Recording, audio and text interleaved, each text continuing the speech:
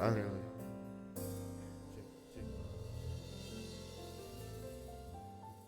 Bapa dalam surga, kami mengangkat kitab suci ini yang di dalamnya berisi firman Tuhan sebagai tanda bahwa kami mengakui Tuhan dan firman-Mu sebagai otoritas tertinggi dalam hidup kami.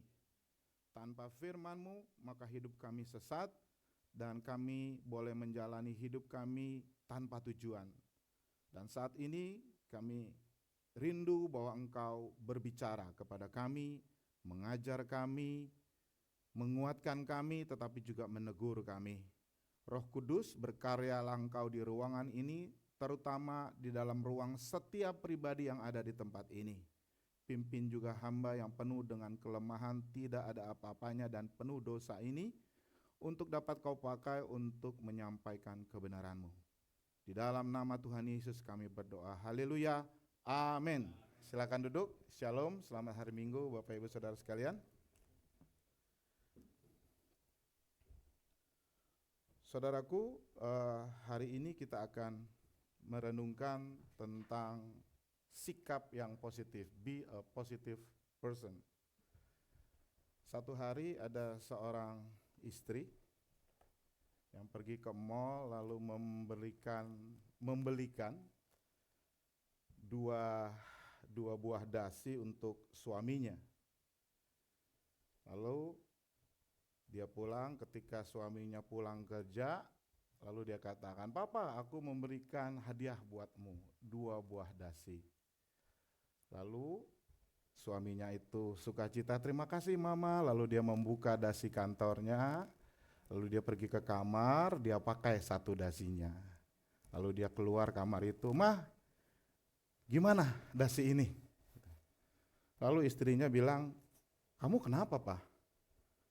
Kenapa kamu pakai yang itu? Kamu nggak suka ya yang satu lagi?" Saudara-saudaraku, bersikap positif, berkata positif adalah sebuah keputusan, betul ya? Ya, menjadi orang yang positif adalah soal keputusan. Alih-alih dia berkata yang positif bahwa bagus ya Pak, pasti yang satu lagi juga bagus gitu. Tetapi dia berkata, "Kenapa kamu Pak? Kamu nggak suka ya yang satu lagi?" Malah yang keluar adalah kalimat-kalimat negatif. Sebentar, ini komputer saya kok. Padahal saudara-saudaraku, kita semua tahu sikap positif sebenarnya itulah yang berkontribusi besar dalam kemajuan hidup kita. Tapi kita harus jujur, kita lebih sering menjadi orang yang suka mengkritik keadaan, yang suka berpendapat secara negatif. Dan akhirnya tanpa sadar kita terlalu fokus pada hal-hal yang negatif. Kalau saudara mengikuti sosial media, baik itu Instagram, apalagi di X atau Twitter, di TikTok, setiap ada seseorang memposting sesuatu, baik itu yang negatif terutama yang positif, pasti saja komennya itu ada yang negatif, yang nyinyir. Saudara-saudaraku, tanpa sadar kita sebenarnya lebih mudah menjadi orang yang suka kritik dan negatif. Tapi sekali lagi hari ini diingatkan kita oleh Tuhan, menjadi positif adalah sebuah pilihan, betul. Sang istri tadi bisa memilih mau memberikan komen yang positif atau membuat komen yang negatif. Tapi hari ini kita belajar dari Tuhan melalui kitab surat Filipi, surat Rasul Paulus, bahwa menjadi orang yang bersikap positif itu ternyata bukan pilihan. Itu adalah keharusan. Kata-katanya juga kata kerja yang perintah imperatif. Jadi saudara-saudaraku, dan kita tahu bahwa sebagian dari kita lebih suka di tengah-tengah orang yang positif. Betul ya? Bahkan bagi orang yang pesimis pun lebih suka di tempat di lingkungan orang-orang yang positif. Kenapa? Karena orang-orang yang positif itu biasanya mendorong semangat. Oh, luar biasa kamu. Ah, nggak apa-apa, pasti nanti semua masalahmu akan lewat dan lain sebagainya. Orang-orang yang positif itu biasanya lebih enak diajak untuk bergaul, betul ya? Lalu orang-orang biasanya juga tidak nyaman kalau berada di lingkungan orang-orang yang pesimis. Ya. Orang yang positif berarti menimbulkan lebih banyak hal yang baik buat diri kita. Nah, saya percaya banyak orang dan kita di ruangan ini juga setuju untuk hal itu. Tetapi sekali lagi, ternyata menjadi orang yang positif itu adalah sebuah pilihan. Bukanlah suatu yang bergantung pada keadaan. Keadaan buruk ataupun enggak, tetap kita harus positif. Kita akan membaca dari surat Filipi 4 ayat 6 sampai 9. Saudaraku, surat ini ditulis untuk memberikan dorongan positif buat jemaat di Filipi oleh Paulus. Tetapi Paulus menulisnya ini di dalam penjara, dalam situasi yang negatif. Ya, dalam situasi yang tentu tidak mengenakan karena di penjara. Saudara buka Alkitab saudara, Filipi 4 ayat 6 sampai 9, nanti dilanjutkan lagi Filipi 2 ayat 5. Ya, saudara perhatikan Alkitab saudara, saya akan membacakannya bagi saudara. Dan saya tertera juga di layar ya. Filipi 4 ayat 6 sampai 9. Demikianlah firman Tuhan. Janganlah hendaknya kamu khawatir akan apapun juga, tetapi nyatakanlah dalam segala hal keinginanmu kepada Allah dalam doa dan permohonan dengan ucapan syukur. Damai sejahtera Allah yang melampaui segala akal akan memelihara hati dan pikiranmu dalam Kristus Yesus. Jadi, akhirnya saudara-saudara, semua dibantu aja kalau saya lupa. Semua yang benar, semua yang mulia, semua yang adil, semua yang suci, semua yang manis, semua yang sedap didengar, semua yang disebut kebajikan dan patut dipuji, pikirkanlah semua itu. Dan apa yang telah kamu pelajari, apa yang telah kamu terima, apa yang telah kamu dengar, dan apa yang telah kamu lihat padaku, lakukanlah itu. Maka Allah sumber damai sejahtera akan menyertai kamu. Lalu Filipi 2 ayat 5, hendaklah kamu dalam hidupmu bersama menaruh pikiran dan perasaan yang juga terdapat dalam Kristus Yesus. Amin. Sedemikian jauh pembacaan firman Tuhan. Tuhan Yesus berkata, diberkatilah orang yang mendengarkan firman Tuhan dan melakukannya dalam kehidupan sehari-hari. Yang setuju katakan amin. Saudara-saudaraku, saya akan mengajak kita untuk melihat secara eksposisi dari perikop ini. Ya, ini adalah sebuah perikop yang berisi perintah, saudara-saudaraku. Kalau saudara baca, di situ banyak kata imperatif atau perintah. Ya. Misalnya dimulai dari ayat 4 dikatakan bersukacitalah. Nah itu ya, itu bukan pilihan, tapi itu perintah ya, dari Rasul Paulus. Lalu ayat 5 dikatakan hendaklah kamu baik hati. Lalu ayat 6, janganlah, semua yang pakai lah itu berarti adalah perintah. Janganlah kamu khawatir. Kemudian ayat 8 dikatakan pikirkanlah. Ya, udah berapa tuh? Udah 4. Lalu ayat terakhir dikatakan lakukanlah. Saudara-saudaraku, ada 4 hal saja yang kita mau renungkan dari perikop ini. Saudaraku, yang pertama adalah Rasul Paulus mengatakan untuk menjadi manusia ataupun umat Tuhan yang bersikap dan berkarakter positif adalah harus, biasanya orang itu berpikir negatif terus karena dia khawatir, karena dia cemas, anxiety. Tapi Rasul Paulus katakan di ayat 6 dan 7, dikatakan, janganlah hendaknya kamu khawatir tentang apapun juga. Jadi kekhawatiran ini adalah sesuatu yang penting, harus dikalahkan di dalam hidup jemaat di Filipi yang dinasehati oleh Paulus. Intinya adalah Paulus mengatakan bahwa kita harus mengubah kekhawatiran itu menjadi sebuah keyakinan melalui apa? Melalui doa. Ya. Janganlah hendaknya kamu khawatir tentang apapun juga. Ini sama dengan Matius 5 ayat 24.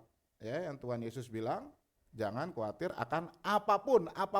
Ya. Jadi tidak ada yang terkecuali ya, dalam hidup ini yang saudara bisa takut. Ya, tidak ada, semuanya jangan takut enggak makan, jangan takut enggak ada pekerjaan dan lain sebagainya. Tetapi nyatakanlah dalam segala hal keinginanmu kepada Allah dalam doa dan permohonan, tetapi dalam ucapan syukur. Karena kekhawatiran itu sebenarnya memakan energi kita. Dan energi itu adalah energi negatif. Berarti dengan khawatir kita sudah membuang energi negatif kita sia-sia. Kenapa? Karena kekhawatiran itu berbanding terbalik dengan iman. Betul ya? Kalau imannya makin tinggi, maka kekhawatirannya makin rendah. Betul ya? Tapi kalau khawatirnya makin tinggi, maka imannya makin rendah. Iman adalah soal kepercayaan kepada Tuhan. Berarti kalau kita khawatir, itu berarti kita mencoba menyelesaikan masalah kita tanpa melibatkan Tuhan. Lalu di sini Paulus kasih solusi, yaitu berdoa dengan ucapan syukur. Kita berdoa tapi sambil bersyukur. Saudara tahu ya bedanya antara berdoa dan bersyukur. Berdoa bersyukur adalah bukan hanya minta-minta saja, tetapi ada ucapan syukur. Kita bukan hanya curcol mencurahkan masalah kita kepada Tuhan, tetapi di dalam doa kita mengakui kedaulatan dan kesetiaan Tuhan dalam hidup kita. Rasul Petrus mengatakan, doa itu adalah serahkanlah segala kekhawatiranmu kepada Allah, sebab Ia yang memelihara kamu. Ini juga adalah serahkanlah. Kembali lagi kalimat imperatif dari Petrus. Perintah untuk melepaskan, menghempaskan beban kepada Tuhan. Lalu di dalam Mazmur dikatakan, serahkanlah kekhawatiranmu kepada Tuhan, maka Dia akan memelihara kamu. Firman ini adalah mengandung janji akan pemeliharaan Tuhan. Saudara-saudaraku, bayangkan saudara, mungkin saudara yang muda ataupun yang pernah muda, kalau ke kampus atau pergi ke luar kota itu pakai backpack ransel yang isinya mungkin cukup berat. Kalau wanita pasti lebih berat ya, karena setengah sendiri isinya air ya, dan alat-alat kecantikan saudara-saudaraku. Semakin lama kita membawa ransel itu, maka kita semakin capek. Ya. Dan ketika kita capek, semakin buruk suasana hati kita akan yang kita hadapi, maka kita semakin khawatir. Betul? Nah, saudara-saudaraku, kekhawatiran itu ibaratkan ransel yang ada di badan kita. Dan Tuhan berkata di dalam 2 ayat tadi bahwa serahkanlah ranselmu kepadaku. Tetapi banyak orang Kristen berdoa, ya, aku mau menyerahkan ranselku Tuhan, dalam tanda kutip ransel, apapun isi dari ransel itu, saudara-saudaraku. Tetapi ketika selesai berdoa, mereka ambil lagi ranselnya dari Tuhan, artinya menjadi khawatir. Tetapi Rasul Paulus katakan, makanya berdoa dengan ucapan syukur. Itu seperti kita meletakkan ransel masalah kita di kaki Kristus. Dan sambil berkata, Tuhan, Engkaulah yang menolong aku di masa-masa yang lalu, maka aku percaya masalah ini pun Engkau akan selesaikan. Terima kasih Tuhan. Saudara setuju? Katakan amin. Dan hasilnya saudara-saudaraku, ketika kita menyerahkan segala beban masalah kita kepada Tuhan, ayat 6, ayat 7 katakan, damai sejahtera Allah yang melampaui segala akal. Jadi damai sejahtera Allah itu tidak bisa, seringkali tidak bisa kita pikirkan. Itulah yang akan menyertai kita. Jadi Bapak Ibu Saudara, sekarang saudara boleh khawatir, tapi jangan terus-menerus dalam kekhawatiran.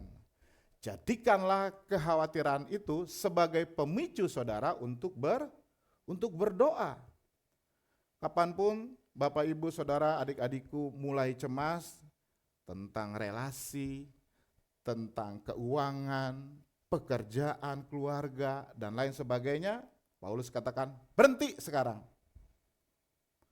Saudara, pada saat itu saudara boleh berhenti sebentar, di mana saja, ambil waktu 60 detik, dan saudara berdoa dan menyatakan, Tuhan, ini saya khawatir tentang ini, saya mau serahkan kepadamu, dan jangan lupa bersyukur, saya bersyukur bahwa Engkau baik. Sehingga saudara-saudaraku, untuk setiap kecemasan yang saudara hadapi, itu saudara ubah menjadi sebuah ibadah. Jadi itu hal yang pertama saudara-saudaraku, Paulus memerintahkan orang yang positif dalam hidupnya adalah bisa mengubah kekhawatiran menjadi keyakinan melalui doa. Hal kedua yang saya pelajari, yang saya renungkan adalah tentang disiplin rohani, yaitu mendisiplinkan pikiran untuk fokus hanya pada kebenaran-kebenaran Kristus yang Tuhan ajarkan. Dan saudara-saudaraku, menurut saya ayat 8 ini adalah kunci untuk hidup yang positif. Dikatakan semua yang benar, semua yang mulia, semua yang adil, semua yang suci, semua yang manis, bukan gula, semua yang sedap didengar, semua kebajikan dan patut dipuji. Apa Rasul Paulus katakan?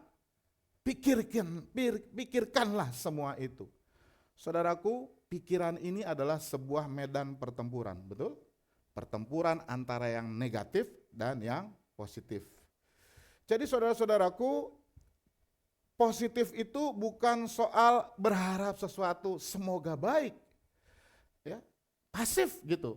Tidak, tetapi menjadi positif adalah sesuatu yang aktif, yaitu aktif memilih, gua harus mikir apa. Sehingga Rasul Paulus katakan, semua yang benar, yang mulia, yang adil, suci, manis, sedap didengar, saudara renungkan satu-satu, yang patut dipuji dan kebajikan, pikirkanlah. Ada 8 hal saudara-saudaraku. Dan 8 hal ini merupakan filter bagi pikiran kita yang diberikan oleh Paulus. Intinya saudara-saudaraku, penuhi pikiran Anda dengan realitas Kristus, bukan realitas dunia. Kita harus mengendalikan pikiran kita dengan kebenaran dan pikiran Kristus. Di dalam 2 Korintus 10 ayat 5 Paulus bilang begini, dia pun keadaannya dalam hidupnya itu tidak pernah baik. Saudara kalau lihat filmnya The Apostle ya di Netflix, itu luar biasa perjuangannya dalam hidupnya. Tapi biar begitu pun dia tetap bisa hidup positif, bahkan memberikan energi positif kepada jemaatnya. Gimana caranya? Dia katakan kami menawan segala pikiran dan menaklukkannya kepada Kristus. Ini adalah tantangan kita untuk berpikir. Bahwa berpikir itu adalah kita mencoba untuk menawan pikiran kita. Yaitu dari segala pikiran yang jahat. Segala pikiran yang bisa menjatuhkan kita dan orang lain, pikiran yang negatif, yang nyinyir, yang kritik, taklukkan itu kepada Kristus. Ini adalah satu perintah untuk mengendalikan pikiran secara aktif. Sekali lagi, di dalam pikiran tetapi tetap aktif. Lalu dia juga berkata di dalam Roma 12 ayat 2, jangan kamu serupa dengan dunia ini, tetapi berubahlah oleh pembaharuan budi. Saudaraku, pembaharuan batin kita, pembaharuan hidup kita hanya bisa terjadi kalau ada pembaharuan di dalam pikiran kita. Saudara-saudaraku, ada seorang kakek, kisah tentang seorang kakek yang sedang ngobrol sama cucunya. Lalu dia bilang, "Cu," ya, namanya cucunya si Cucu. Ya, jadi dipanggilnya Cu, orang Sunda rupanya. Di dalam diri kakek ada dua serigala yang terus bertarung.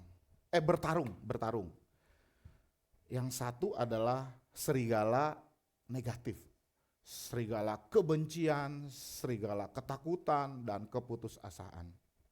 Tapi yang satu adalah serigala sukacita, damai sejahtera dan pengharapan. Lalu si Cucu yang bernama Cucu itu bertanya, "Kek, serigala mana yang menang dalam diri kakek?" Lalu kakek itu menjawab, "Ya, serigala yang engkau beri makan." Ya.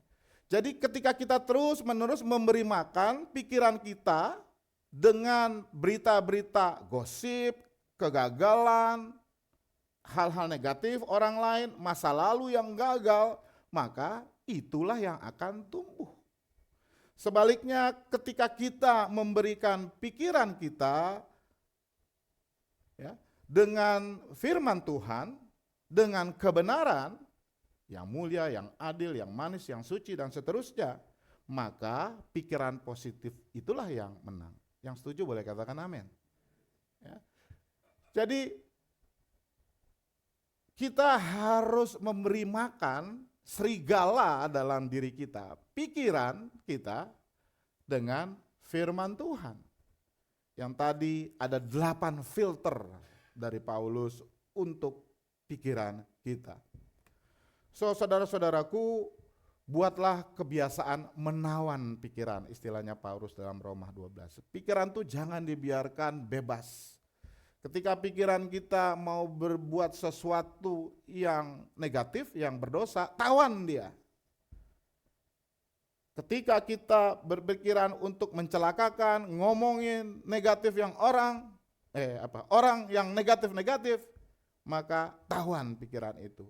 Segera filter dengan 8 hal yang dikatakan di dalam Filipi 4 ayat 8. Ya.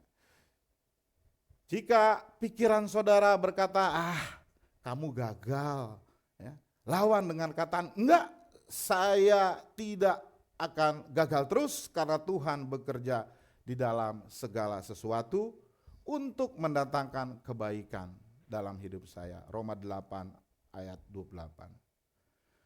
Jadi saudara-saudaraku, jika saudara melihat kejahatan, maka fokuskanlah pikiran saudara kepada semua apa yang patut dipuji, ya, apa yang manis, apa yang patut didengar, bersyukur. Sekalipun dengan kebaikan-kebaikan yang kecil, hari ini saya bisa makan di gereja, saya bersyukur. Ya, hari ini saya tidak kesandung, saya bersyukur, bahkan untuk hal-hal yang paling terkecil. Dan itu artinya kita memberi makan serigala yang baik dalam hidup kita. Jadi itu adalah hal yang kedua, mendisiplinkan pikiran dengan fokus pada kebenaran Kristus. Lalu hal yang ketiga yang Paulus ajarkan untuk menjadi manusia yang bersikap dan berkarakter positif adalah pikiran yang positif yang sudah kita pikirkan di dalam pikiran kita, itu harus diwujudkan di dalam tindakan. Jadi dia tidak hanya berhenti di dalam kognitif pikiran saudara, tetapi harus dilakukan, harus diwujudkan di dalam tindakan.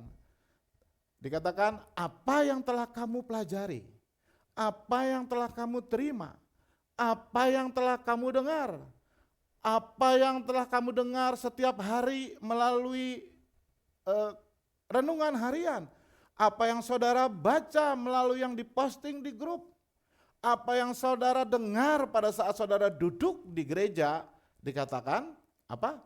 Lakukanlah itu, do it, ya, lakukan. Dan ditambah lagi di ayat 5 dikatakan, hendaklah kebaikan hatimu diketahui semua orang.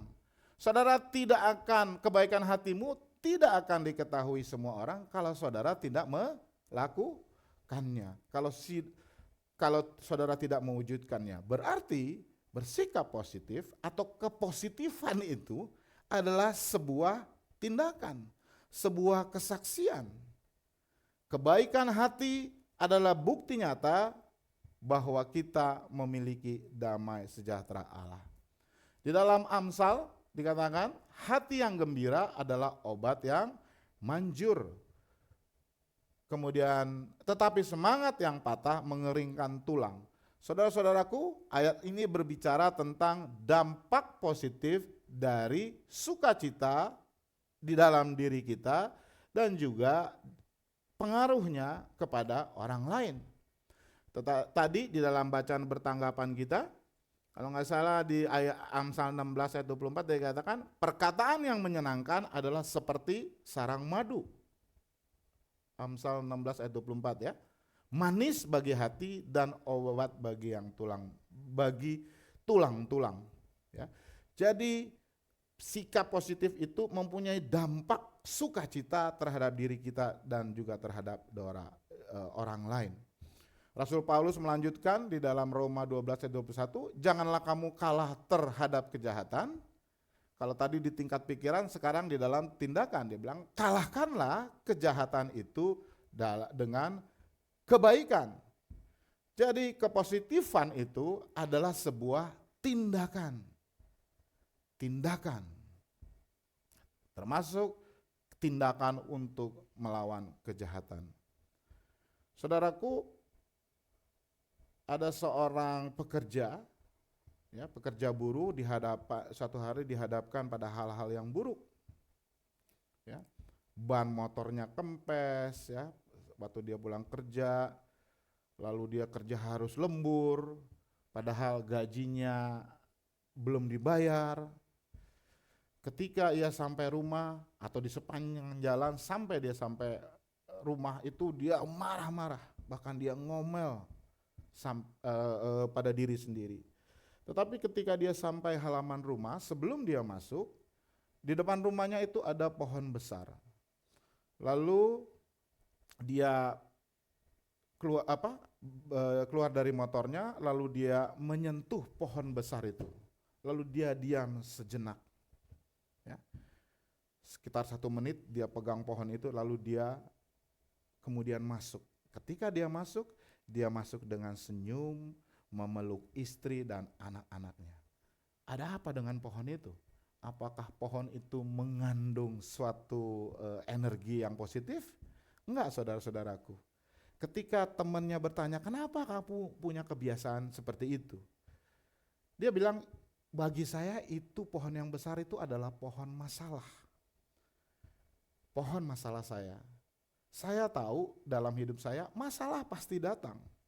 Tapi satu hal yang pasti, saya tidak akan membawanya masuk ke dalam rumah.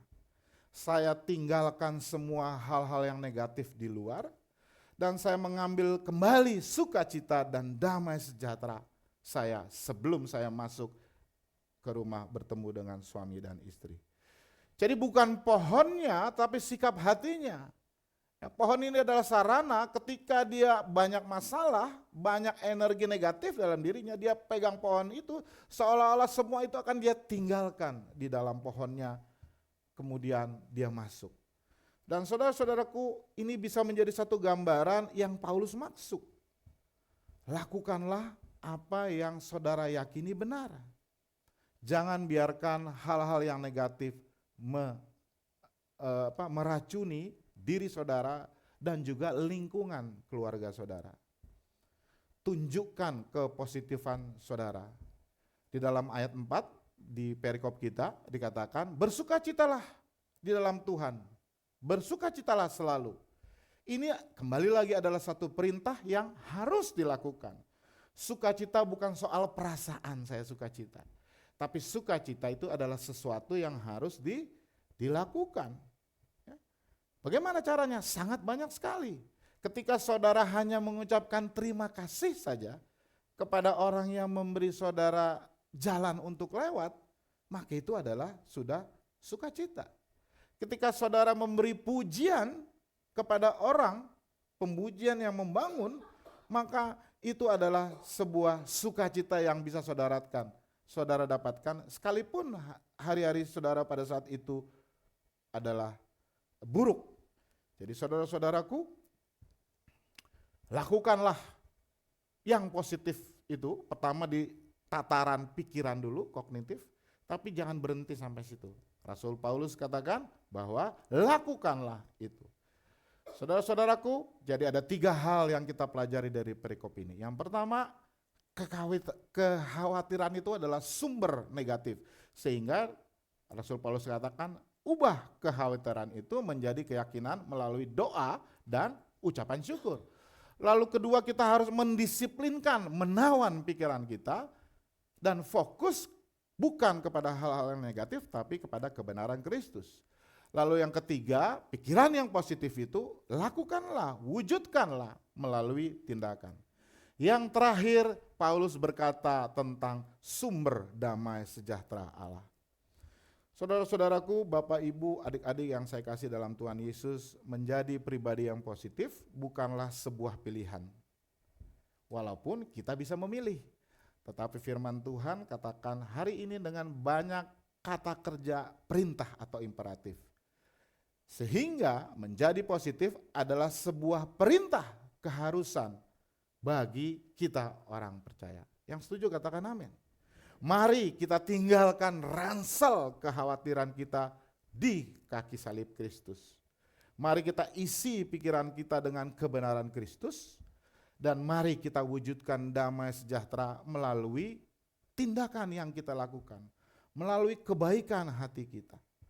Percayalah dan peganglah akan janji Tuhan bahwa Allah sumber damai sejahtera akan menyertai kamu. Oleh karena itu saudara-saudaraku, sumber dari hidup positif manusia yang sejati, yang autentik adalah dari Allah. Karena Allah sendiri yang berjanji akan memberikan kekuatan dan selalu mendampingi kita melalui Roh-Nya yang kudus. Amin. Mari kita berdoa. Saya undang sementara itu nanti para pelayan musik dan pemuji untuk maju ke depan. Ya Bapa kami yang di surga, kami bersyukur atas firman-Mu yang hidup yang telah kami dengar hari ini. Terima kasih untuk pelajaran berharga dari Rasul Paulus dalam Filipi 4 ayat 4 sampai 9 yang mengingatkan kami bahwa menjadi pribadi yang positif hanya mungkin jika berakar padamu, bukan pada kekuatan dunia ataupun kekuatan diri kami sendiri. Tuhan, kami mengakui bahwa seringkali kami membiarkan kekhawatiran dan pikiran negatif merampas damai sejahtera kami. Ampuni kami karena mencoba menanggung beban hidup kami sendiri saja. Hari ini kami memilih untuk meletakkan segala kekhawatiran kami di kaki salib-Mu. Kami mau menyerahkan kecemasan kami ke dalam tangan-Mu dengan ucapan syukur, karena kami tahu Engkau memelihara kami. Ya Roh Kudus, kami mohon disiplinkanlah pikiran kami. Bantu kami untuk selalu mematuhi 8 filter pikiran yang kami dengar dari firman-Mu, supaya kami boleh fokus pada apa yang benar, apa yang mulia, yang adil, yang suci, yang manis, yang sedap didengar, kebajikan dan patut dipuji. Biarlah pikiran kami tertawan dan ditaklukkan hanya kepada Kristus, sehingga hati kami dipenuhi dengan pengharapan. Ya Bapa, ajari kami untuk mewujudkan iman dan pikiran positif ini dalam tindakan nyata. Biarlah kebaikan hati kami itu terpancar, menjadi kesaksian bagi dunia bahwa kami telah menerima damai sejahtera yang daripadamu. Sekarang, saat kami kembali ke dalam kehidupan, kesibukan kami sehari-hari, kami mohon janji-Mu. Biarlah damai sejahtera Allah yang melampaui segala akal, itulah yang akan memelihara hati dan pikiran kami dalam Kristus Yesus. Sertai dan lindungilah kami Bapa. Di dalam nama Tuhan Yesus Kristus, kami sudah berdoa dan mengucap syukur. Haleluya. Amin. Bapak Ibu Saudara, kita akan masuk ke dalam perjamuan kudus. Sebelumnya izinkan saya untuk men-sharing kepada saudara tentang apa itu perjamuan kudus, lalu bagaimana kita harus mempersiapkan diri untuk perjamuan kudus. Perjamuan kudus merupakan tindakan penyembahan di dalam bentuk perjamuan sederhana di mana para pengikut Kristus berbagi roti dan anggur, mengenang Tuhan mereka yang tersalib, serta merayakan relasi yang lahir dari perjanjian baru bersama dengan Allah. Lalu bagaimana kita dapat mempersiapkan hati untuk perjamuan kudus? Ada 5 hal. Yang pertama, mari saudara datang dengan menguji diri kita sendiri. Hendaklah tiap-tiap orang menguji dirinya sendiri, dan baru sesudah itu ia makan roti dan minum dari cawan itu. 1 Korintus 11 ayat 28.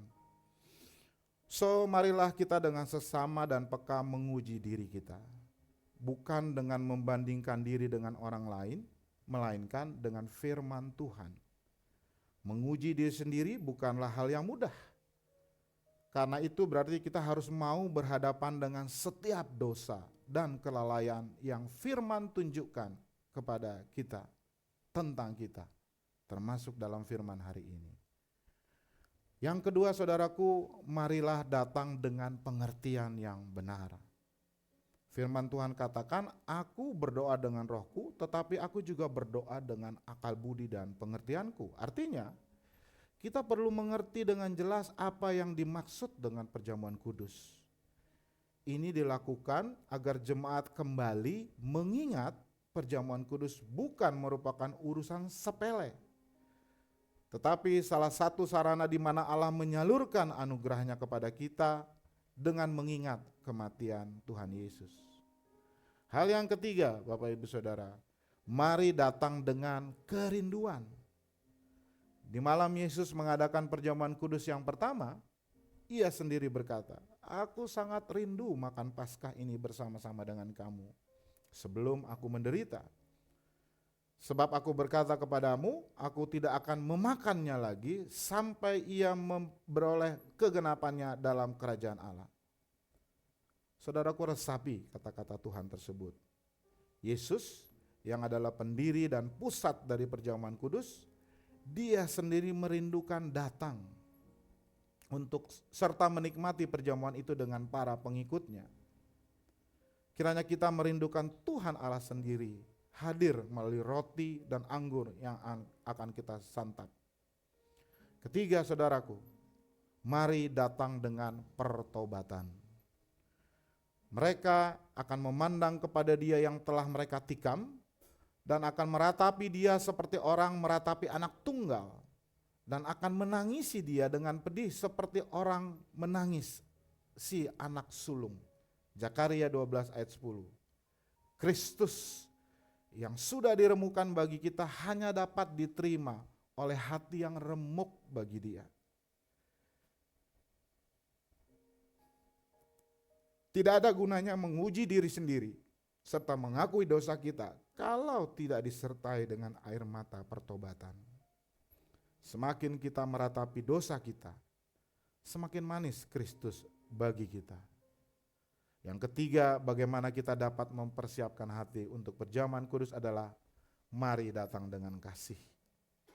Buanglah ragi yang lama itu supaya kamu menjadi adonan baru. Sebab kamu memang tidak beragi, sebab anak domba Paskah itu juga telah disembelih, yaitu Kristus. Kita diundang untuk datang dengan hati yang remuk, tetapi dengan tujuan agar kita pulang dengan hati yang utuh. Perjamuan kudus adalah perjamuan kasih, karena darah Kristus bukan saja mendamaikan kita dengan Allah, tetapi juga mendamaikan kita satu dengan yang lainnya. Tubuh Kristus diremukkan untuk memulihkan keretakan di antara jemaat di dalam gereja. Kita menghina meja perjamuan Tuhan kalau kasih kita terhadap sesama saudara kita tidak bertambah dalam. Bapak Ibu Saudaraku jemaat yang saya kasihi, sebelum kita datang ke meja perjamuan Tuhan pada pagi hari ini, mari kita siapkan waktu sejenak untuk berdoa bagi diri kita sendiri. Mari berdoa agar kita dapat mendatangi meja perjamuan Tuhan dengan menguji diri kita, dengan pengertian, dengan kerinduan, dengan pertobatan, dan dengan kasih. Saya beri saudara kesempatan beberapa saat untuk melakukan doa pribadi sebagai persiapan. Sementara itu pemain piano boleh memainkan satu lagu saja mengiringi saudara bernyanyi. Serah apa aja, satu lagu aja. Ya, bisa.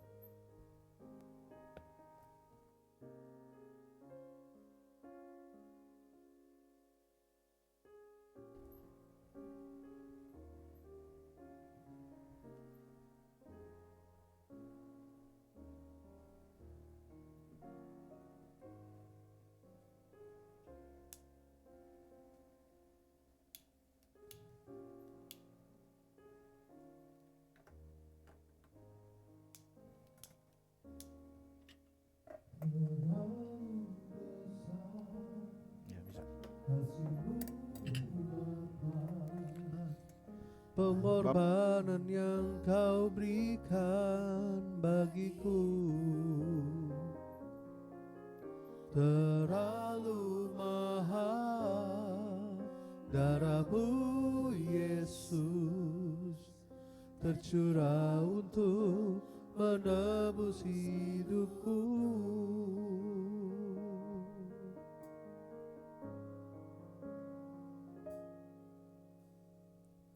Telah kulihat bukti kasih-Mu, Kau menderita gantikanku. Dengan darah-Mu Kau selamatkanku. Kini ku hidup menyenangkan-Mu. Terlalu besar, terlalu besar kasih-Mu Bapa. Pengorbanan yang Kau berikan bagiku terlalu mahal.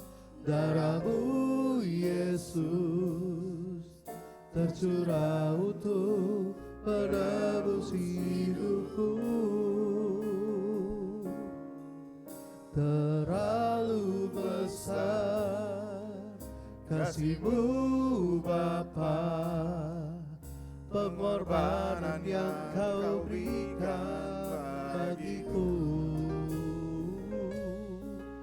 terlalu mahal. Darah-Mu Yesus tercurah untuk menebus hidupku.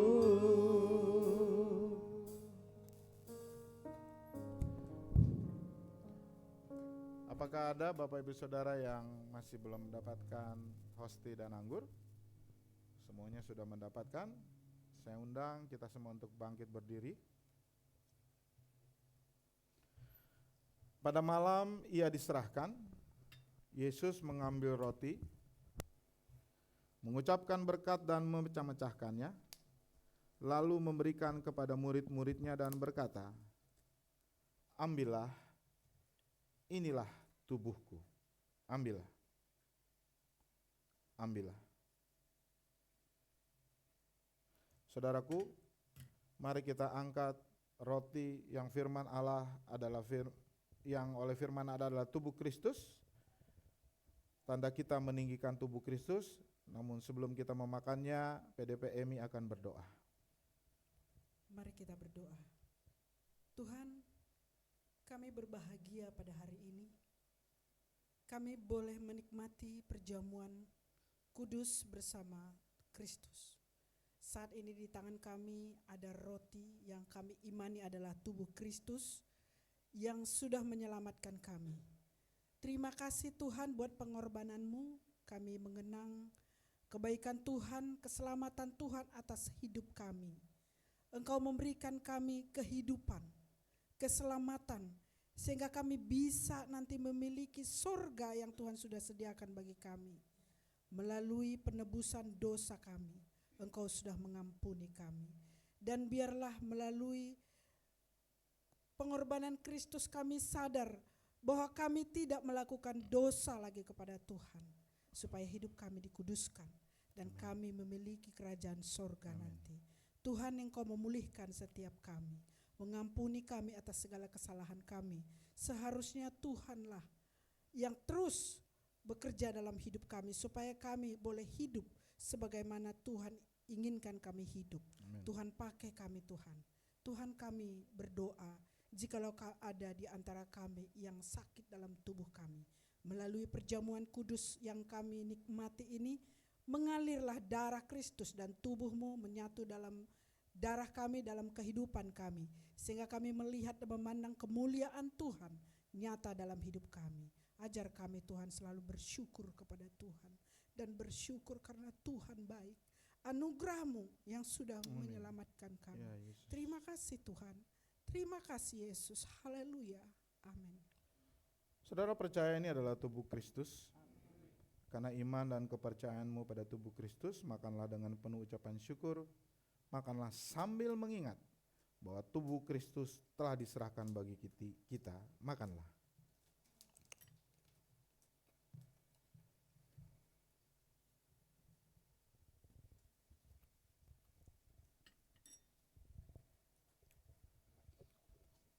Sesudah itu, Yesus mengambil cawan, mengucap syukur, dan Ia berkata, "Inilah darahku, darah perjanjian yang ditumpahkan bagi banyak orang.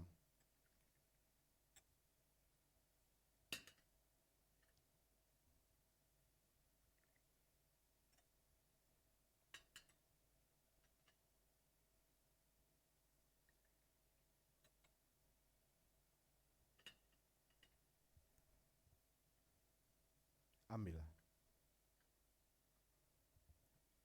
Ambillah. Mari kita angkat cawan kita ke atas, tanda kita meninggikan darah Kristus, dan sebelum kita meminumnya, Ibu Dianita akan berdoa. Bapa yang baik, di tangan kanan kami ini adalah darah Yesus. Terima kasih Bapa, karena sesungguhnya kami tidak pernah layak di hadapan-Mu. Terima kasih karena Engkau telah menyelamatkan kami dan menyucikan kami.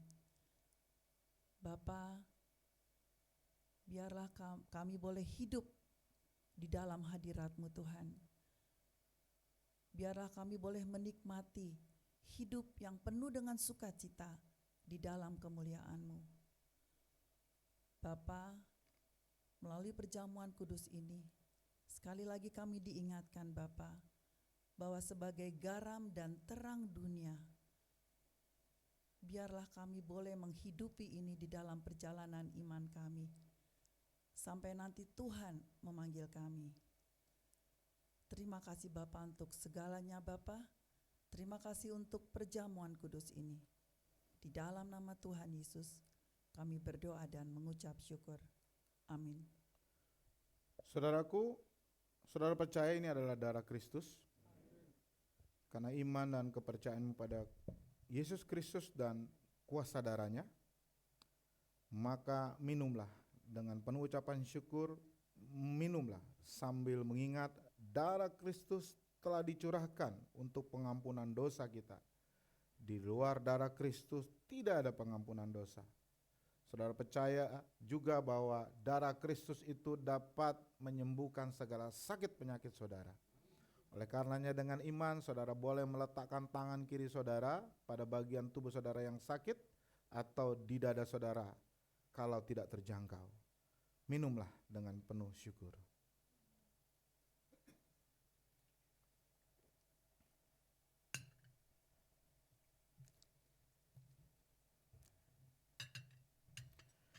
Sebab setiap kali kamu makan roti ini dan minum cawan ini, kamu memberitakan kematian Tuhan sampai Ia datang.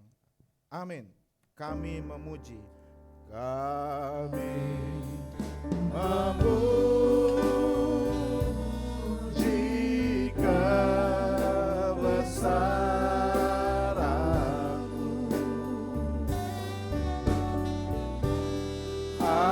Ajaib Tuhan, ajaib Tuhan. Kami memuji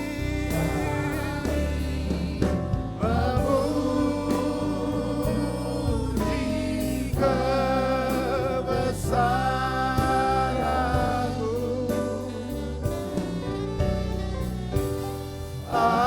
Ajaib Tuhan,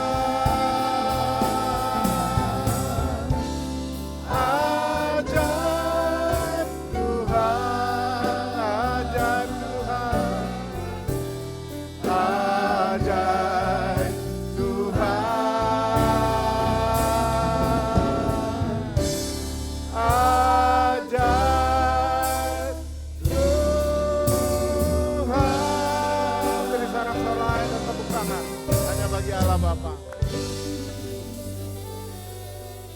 Saudaraku,